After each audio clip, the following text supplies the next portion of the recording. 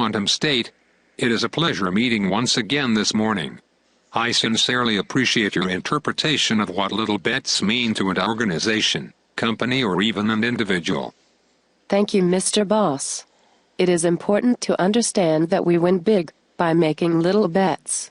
In today's corporate world, we tend to try to plan a project from start to finish. Many times, these ideas don't make it off the ground, because we tend to come up with all the reasons something won't work before we start trying new concepts. Thank you, Quantum State. We have learned that when you take little bets, small wins will lead to a path of success. I think it is important that today we will discuss why problems are the new solutions, questions are the new answers, and learning a little from a lot, or a lot from a little, is important. Great. I believe that if we tie these concepts together, it will demonstrate how others can begin taking little bets today to achieve success tomorrow. So you're probably thinking, how can a problem be the solution? It's all about constraints. Constraints shape and focus problems and provide clear challenges to overcome. When you try to approach a problem, the solution is the idea. If I gave you a blank sheet of paper and I told you to just write, there's so many options you probably just get writer's block. But if you had a blank sheet of paper and I told you to write about apple pie, then the solution would appear. Many companies use the waterfall approach to projects, where you identify the problem, identify all the steps to solve the problem, and follow the waterfall down the path. This can lead companies to solving the wrong problem or creating a product that consumers just don't want. Alternatively, the agile approach solves one little problem at a time and uses the problems that pop up along the way to guide the project to the solution. This method makes the project a work in progress and allows teams to change direction if they find themselves on the wrong path. So how can questions be the new answers?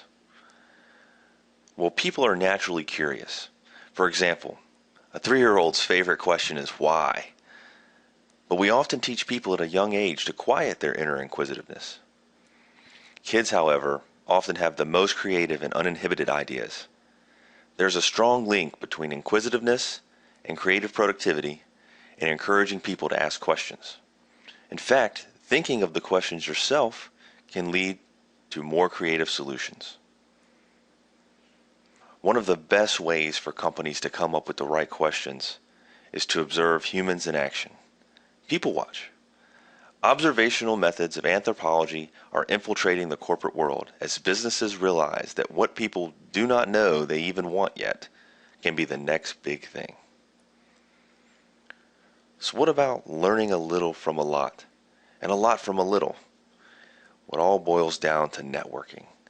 Try to meet as many people from different cultures and backgrounds to keep a diverse network. Talk to people and listen to what they have to say. You never know when the next big idea will come out. It's easy to get stuck in a network of the same people, but people that make an effort to network and meet lots of different people have a better opportunity to generate and test new ideas. Do you feel that you try to network, but you can just never find yourself at the right place at the right time? Studies have shown that the luck factor, it's all in your head. People that believe they have the luck factor tend to be open to opportunities or insights when they come around, and they're more likely to recognize an opportunity when they see it. You can build your own luck. Being in the right place at the right time is all about being in the right state of mind. So you can learn a little from a lot. And by being open to good luck, you can also learn a lot from a little.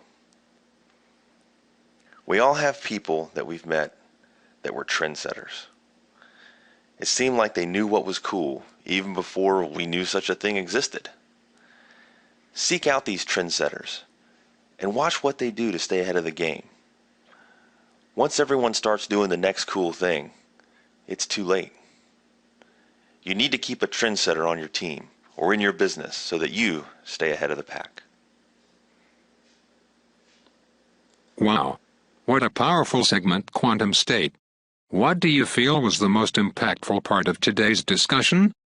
Thank you, Mr. Boss. I have learned that if people embrace that problems are the new solutions, questions are the new answers, and learning a little from a lot, or a lot from a little, you can start getting small wins.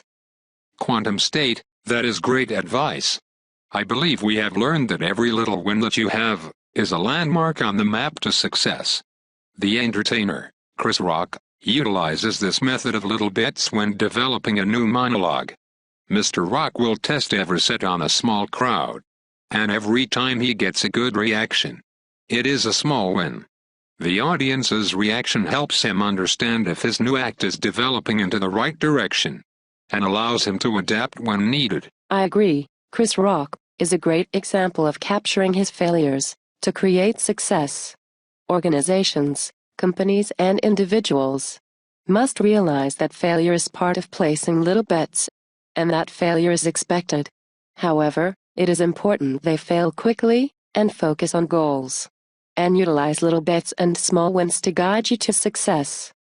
Quantum State, I think today has been one of the most memorable shows I can recall. As a final thought, it is important to remember, life is a creative process, and it all starts with one little bit.